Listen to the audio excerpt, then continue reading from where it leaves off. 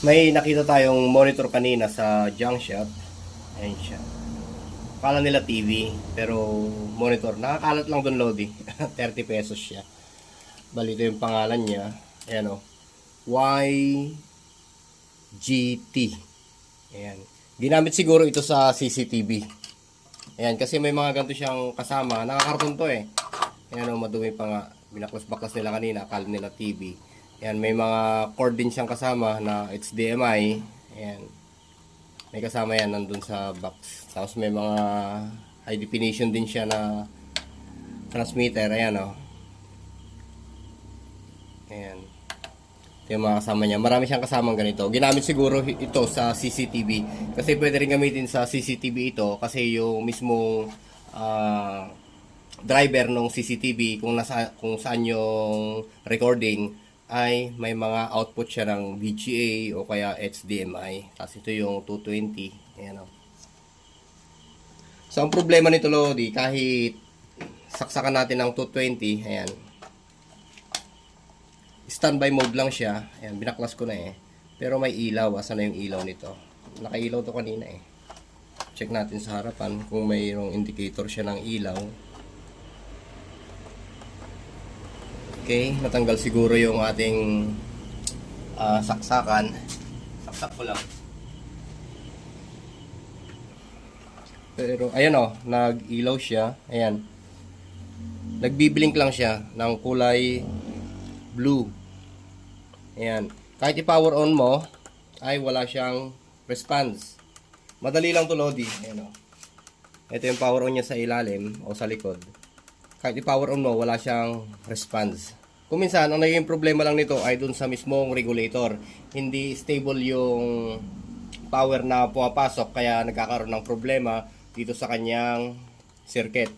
Ayan o, sa drive. Ayan. Dito. Andito yung kanyang regulator. Ayan. Kalimitan, Lodi, sa mga ganitong monitor dati, kahit yung branded na monitor, ang nagiging problema niya ay ito, bubuksan natin sa may power supply. Nagiging bloated yung kanyang mga kapasitor. Kaya unfilter yung mga pumapasok, o ibig kong sabihin, unfilter yung pumapasok na voltahe.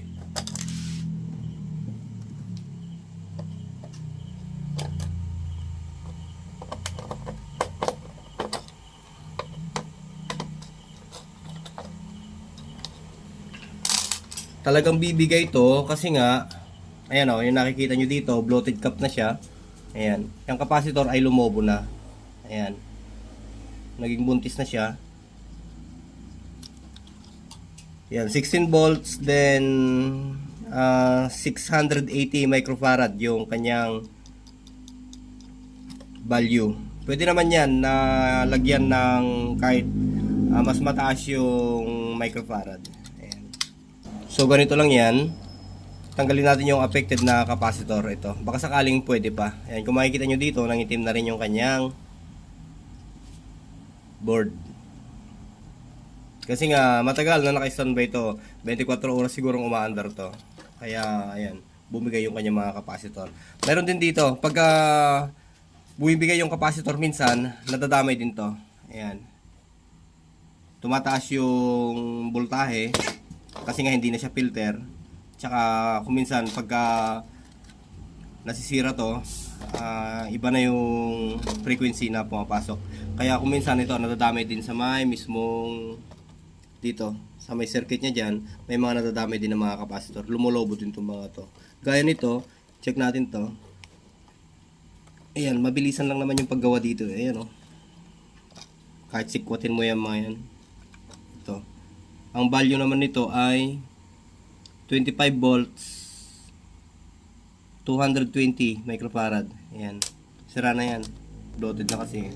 Ito, re-replacean na lang ito mamaya. Ito, may pang-replace tayo na capacitor. Dalawa yan. 16 volts din. Pero mas mataas yung kanyang microfarad o yung UF. Mas mataas. Gagamit tayo ng 1000 UF. Pero yung voltahe, 16 volts pa rin. Pwede naman yun. kahit gamitan mo siya ng 25 volts, ito, pwede pa rin yan. Ayan. Ang ilagay mo dito, 25 volts pwede rin. Ang importante, buo yung may ilalagay mo. Ito siya, madali lang naman palitan to eh. Ito yung affected na pyesa. Ayan.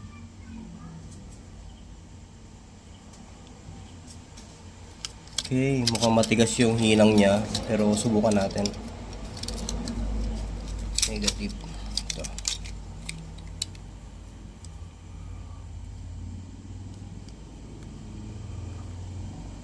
Matigas yung hinang niya, Lodi. Local kasi. Ganito pagka local na kasangkapan ko minsan, matitigas yung mga hinang.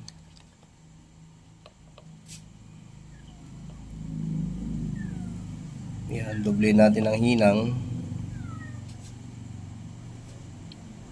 Ito rin, itong isang capacitor na to, para madaling tanggalin. Ayan. Ito.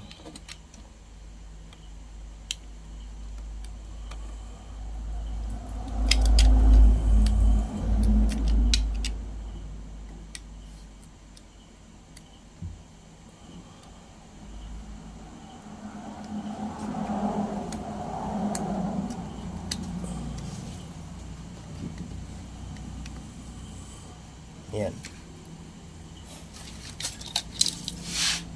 Kung mapapansin nyo dito, Lodi, ayan o, yung ating sirang capacitor. Ayan. 16 volts, 680 microfarad. Ayan. Papalitan natin siya ngayon ng 16 volts, 1000 microfarad. Tsaka may pattern naman kayo dito, ayan o. Yung may stripe na yan o guideline, siya yung negative. Ayan.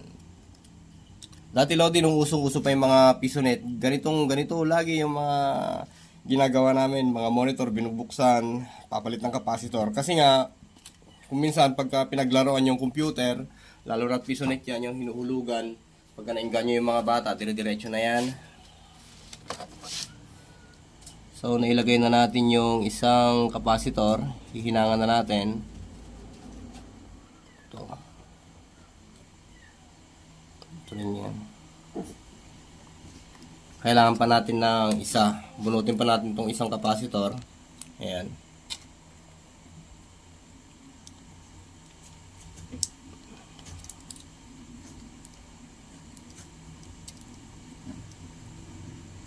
Ang problema lang kasi sa mga gantong monitor, ouch, hindi sila nagtatagal.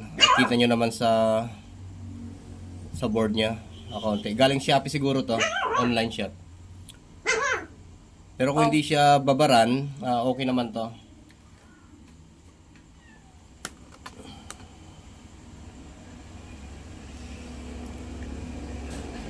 Ilalagay natin yung isa pang capacitor nya na affected. At check natin kung magkakaroon na siya ng display. Pero papalitan muna natin yung nandun sa may isang board nya.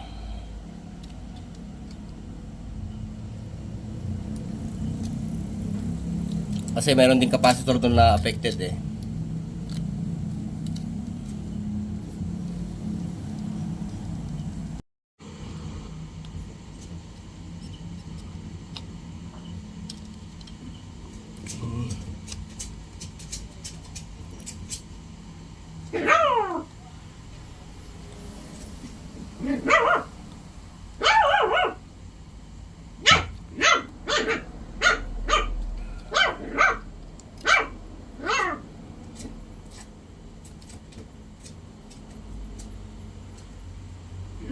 Pau-Pau.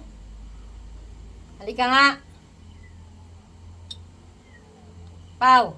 Hindi ko na i-edit yun ah.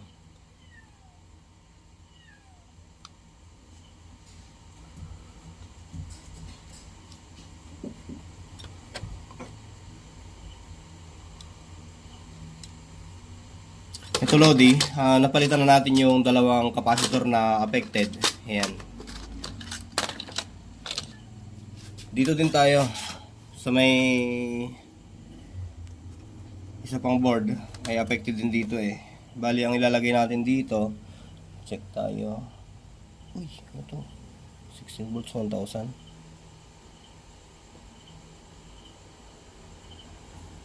Meron tayo nakita dito Lodi na 25 volts 470 microfarad.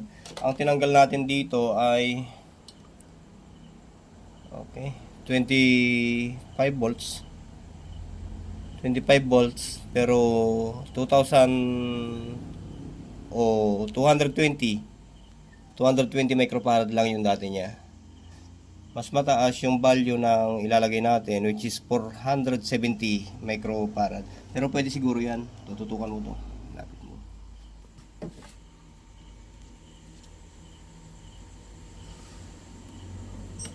Dito yon. Hindi na natin tatanggalin tong board na to. Jumper na lang natin. Pwede naman yun. Okay.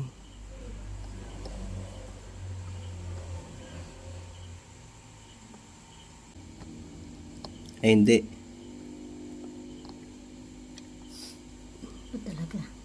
Hindi lang masyadong naitis.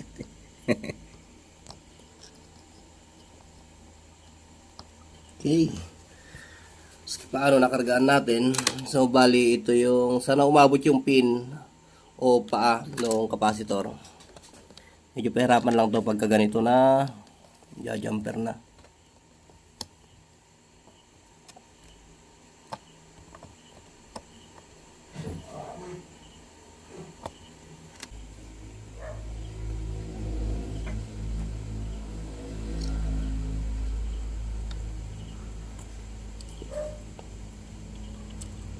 Yun.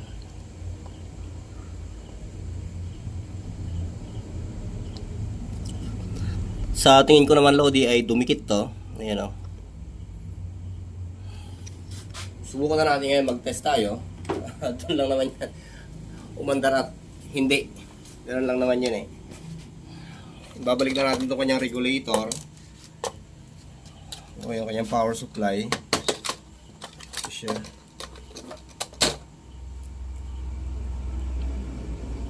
Meron tayong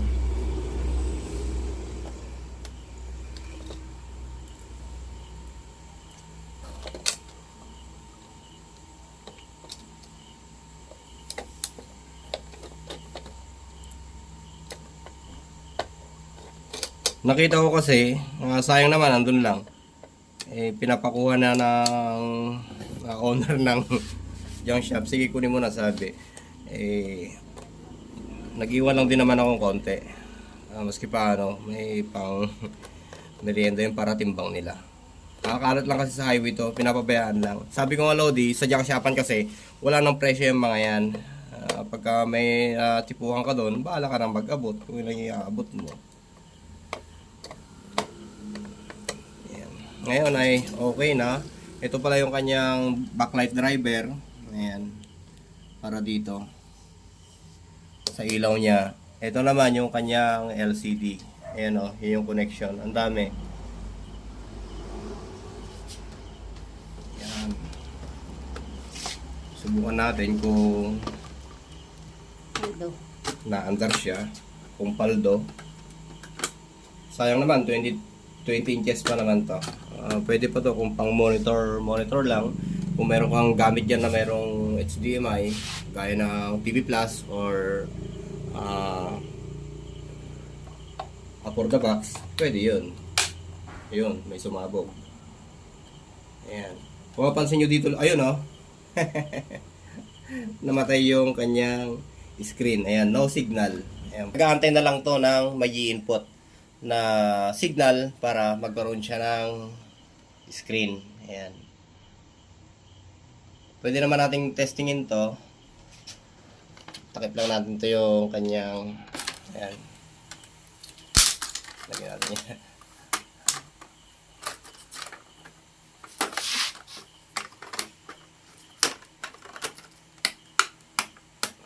Nabasag pa yung kanyang plastic. Sa pagkakabaklas kanina yan.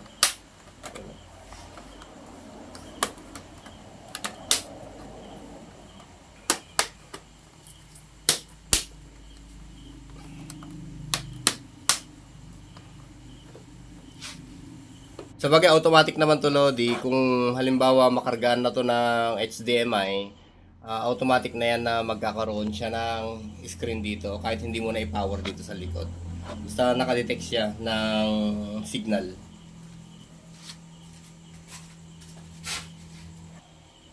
Ito yung kasama yung HDMI cord, Lodi. Ayan, Ayan, ito yung nakasaksak kanina dito. Ngayon, susubukan natin siya. Meron tayong player dito. Ayan. Meron siyang HDMI. Sasaksak natin dito yan. Kung hindi sira yung cord. Pero kung sira yung cord, ay alanganin yan. Tapos, andito rin yung HDMI ng monitor. Ayan. Dito rin natin isasaksak yan. Para makakuha tayo ng signal. Check natin kung mag-automatic yan. Saksak ko lang yung ating player. Ayan. Nag-on yung ating player ngayon. Ayan siya. Okay, medyo hindi siya automatic load eh. Kailangan siguro nating i-power on to. Ayan. Yung iba kasing monitor, pagka nakadetect na yan ng signal, automatic na kasi na sumisindi yan. Ayan, siguro kailangan pang i-power. Ayan, pinower ko siya kung nakita nyo. Tapos, ayan meron na siya. Ayan. Ako galing ng Shopee yan, Lodi. Ngayon ay okay lang, makinabangan na yan. Kaya nga lang, 20 inches lang siya. Pero okay na rin. Ayan, wala nga lang siyang sounds. Kailangan mo maglagay ng sounds na additional para magkaroon ng sound yan. Pero kung pang monitor lang, ay pasok na to, Lodi. Okay naman siya, maski pa Ayan. Ayan siya. Ayan yung monitor na galing sa junk shop. Nag-iwan ako ng 30 pesos kanina sa monitor na yan. Andun lang kasi, nakakalat lang sayang naman. Okay? So, sana may konting tips akong naibahagi sa inyo, Lodi, about sa pag-ayos ng ganitong klaseng monitor. Lahat ng klaseng monitor, Lodi, basta mayroon pang sign ng buhay, yung ganitong klaseng monitor at ganon, kumukundap-kundap, basta hindi basag. Pag sinaksak nyo ay meron namang power indicator pero ayaw nagtuloy. Pwedeng ang issue doon ay mga capacitor lang, mga bloated caps lang yung mga yon. Pwedeng palitan. Pero pagka pinalitan nyo na at ayaw, nagkaroon pa rin ng ibang issue, bahala na kayong mag-diagnose dun, Lodi, kung saan pa kayo pupunta. Check nyo na yung mga biasing niya sa mga voltahe, mga ganyan. Okay?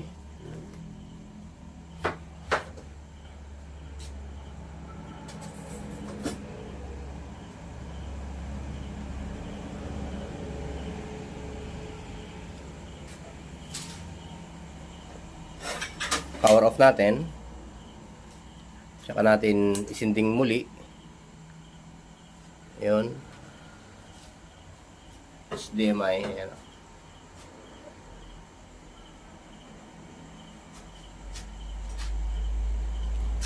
Medyo naglulus yung ating cord dito sa likod sa may HDMI.